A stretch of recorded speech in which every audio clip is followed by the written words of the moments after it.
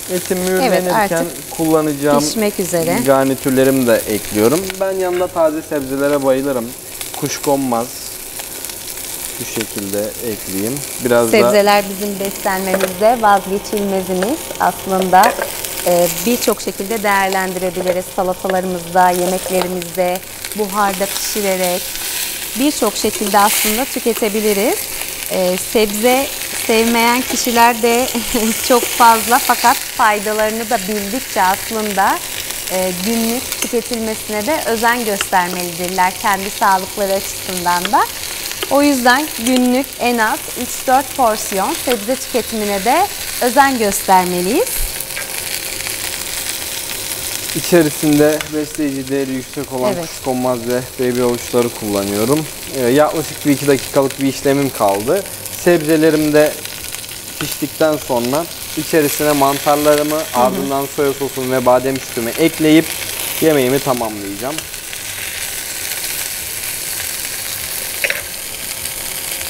Güzel bir ana öğün alternatifi olacak aslında. Kesinlikle.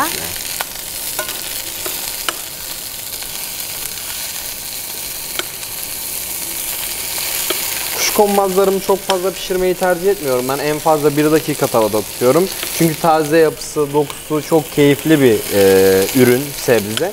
Fazla Evet. ateşe maruz bıraktığımızda bütün özelliğini kaybediyor. Farklı sebzeleri de ekleyebilirdik değil mi Ercan Kesinlikle. Şef? Brokoli, Evet. yani hatta daha garip bir şey söyleyeyim, ben çok severim. Lahana etin yanında, sotelenmiş lahana gayet keyifli bir şekilde ete inanılmaz yakışıyor. Evet, kuşkonmazlarımı bir tarafa alıyorum. Ardından mantarlarımı ekleyeceğim tavamın diğer tarafına. Tek tavada finishliyoruz. Sosu da ekleyeceğiz. Kesinlikle. Zaten biz işletme mutfaklarımızda da aynı şekilde ilerliyoruz ki eti veya bir ürünü pişirdiğimiz, mühürlediğimiz tavanın dibine yapışan o sosu, lezzeti elde edebilelim.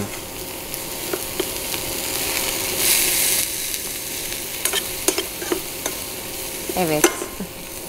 Şu anda hazır olmak üzere sanırım. Evet, yaklaşık 1-2 dakikalık bir işlemimiz kaldı.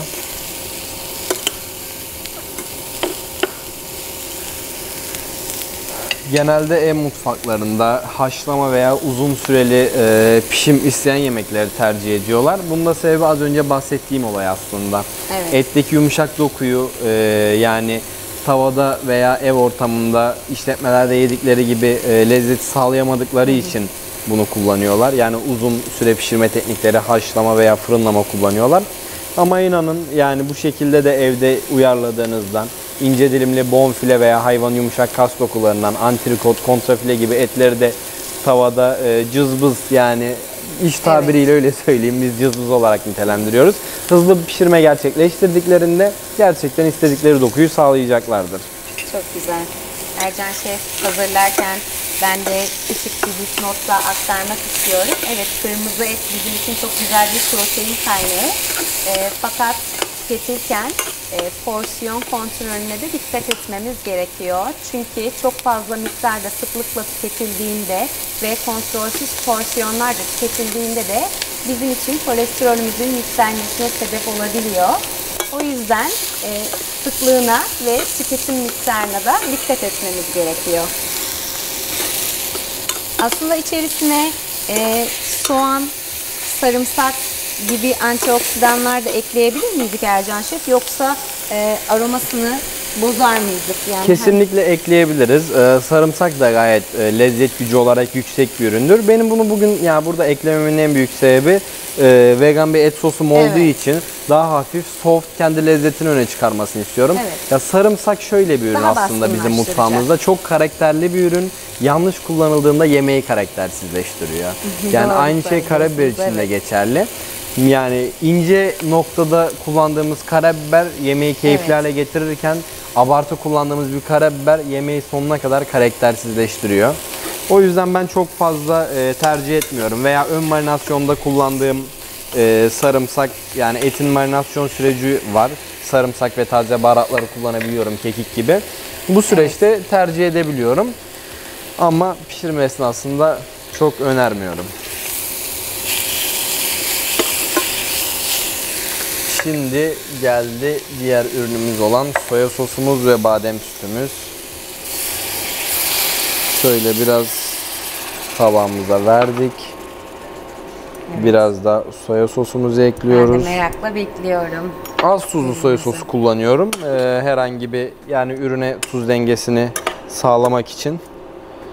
Zaten tuzsuz çektikçe. Olanları da var ve evet. aynı zamanda glutensiz olanları da var soya sosunun. Evet, etimiz neredeyse hazır. Sebzelerimiz de hazır. Şurada bir tabaklamaya başlayacağım hemen.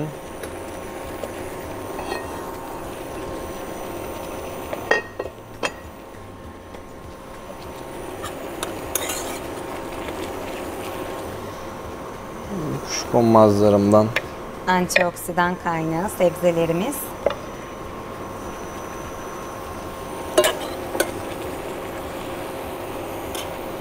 Evet, baby avucumuz. A vitamininden de zengin havucumuz. Bu tür baby sebzeleri ben kullanmayı çok seviyorum. Evde de, iş yerinde de. Baby kabaklar, baby evet, patlıcanlar. kesinlikle. Yemeğe, ürüne hem bir renk katıyor. Yani evet. Aslında yemek tabii ki temel bir ihtiyaç olsa da yani bugün yemek temel ihtiyacında. Yemek günümüzde ben iki şekilde olduğunu düşünüyorum. Birincisi temel ihtiyaç, ikincisi de degüstasyon dediğimiz tadım. Yani evet. Ama kendimizi de evlerde bence temel ihtiyaç olan yemeği yaparken bile bu tür şeyler yaparak yani daha keyifli hale getirmeliyiz. Kesinlikle. Evet, etim de gayet güzel bir şekilde pişti. Şimdi sosumu birazcık tavada yoğunlaştırıyorum. Aslında yumuşak bir dokusunun olduğu zaten şu an görüntüsünden belli. Yani şöyle göstereyim evet. Zaten anlayacaksınız. Çok keyifli de bir sosumuz oldu aslında şu anda. Şu şekilde sosumu etrafında gezdiriyorum. Mantarlarla birlikte. Evet. Mantar, soya sosu. Bunun üzerine ise mikrofilizlerimizle taşlandıracağız yine. Benim yemeklerde olmazsa olmaz kullandığım. Hem rahiya katıyor. Siz evde de hazırlarken bu şekilde görselliğine de dikkat ediyor musunuz? Ya genel olarak şimdi evde hazırlarken hep misafirlerimiz oluyor. Artık insanlar da bir şef, aşçı ya yemeğe geliyoruz diye düşündükleri için evet. ister istemez çıtayı yüksek bekledikleri için bizim de çıtayı biraz yüksek tutmamız gerekiyor. Şu şekilde servisini yapabiliriz. Gayet evet. Keyifli, salaş bir tabakta. Çok güzel. Hem görsel açıdan da bir zenginlik kattınız hazırladığınız ürüne Ercan Şef. Çok güzel görünüyor. Umarım değerli izleyicilerimiz de evde denediklerinde beğenirler ve yerken keyif alırlar. Teşekkür ederiz. Elinize emeğinize sağlık. Diğer bir ürünümüzü hazırlamaya geçelim isterseniz. Tabii. Diğer ürünümüz Raw Cheesecake. Bu üründe de evet. Yulafı bal ve yumurta ile birlikte bir 10 dakika fırınladık. Bir kalıp haline getirdik. Alt taban olarak üzerine evet. de Philadelphia peyniri kullanacağız. Bunu bal ve taze orman meyveleriyle, antioksidan özelliği yüksek olan orman meyveleriyle birlikte harmanlayıp servis evet. edeceğiz. Evet değerli izleyicilerim, Ercan Şefimiz bizlere birbirinden güzel, farklı tarifler hazırladı. Şimdi de kendisiyle son olarak bir tatlı hazırlayacağız. Sağlıklı bir tatlı olacak. Aynı zamanda tatlı sever izleyicilerimiz için de güzel bir alternatif olacağını düşünüyorum. Ne hazırlayacağız Ercan Şef? Sıradaki ürünümüz, son ürünümüz olan tatlımız Raw Cheesecake'imiz. Ürünümüzün alt tabanında kullandığımız yulaf, yumurta akı ve de baldan hazırladığımız bir tabanımız var. Gayet basit ve keyifli. 10 dakika fırınladık. Hem bütün malzemeleri mi 10 dakika karıştırarak? Evet, hepsini harmanladık, fırınladık 10 dakika. Ardından güzel bir alt taban elde ettik. Bunun üzerine ise Philadelphia peynir ve baldan hazırladığımız bir tane harcımız var. Evet, krem peynir kıvamında aslında. Evet. Fakat bu peynirimizin de özelliği kalsiyum içeriğinin de yüksek olması. Balımız ve Philadelphia peynirimizi harmanlıyoruz burada. Aslında bu şekilde sağlıklı tatlı tariflerinde bal kullanabiliriz, hurma özütü kullanabiliriz, meyve püreleri kullanabiliriz. Değil mi Ercan Şef? Evet, Meyve kesinlikle. püreleriyle de değerlendirebiliriz aslında. Agave şurubu, Evet. bal, meyve özleri bunların hepsini kullanabilirsiniz. Dilerlerse birazcık süzme yoğurt. Ve tohumlar da ağırlıklı aslında tatlımızda.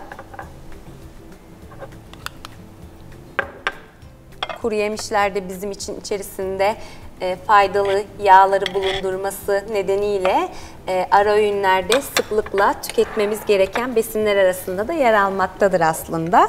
Ve tatlılarınızda da kullanabilirsiniz, salatalarınızda da tercih edebilirsiniz.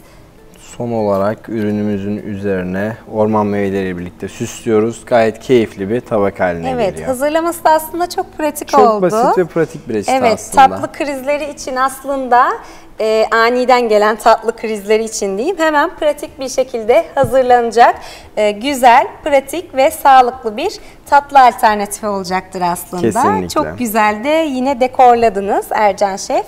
Ellerinize, emeğinize sağlık. Gerçekten güzel görünüyor.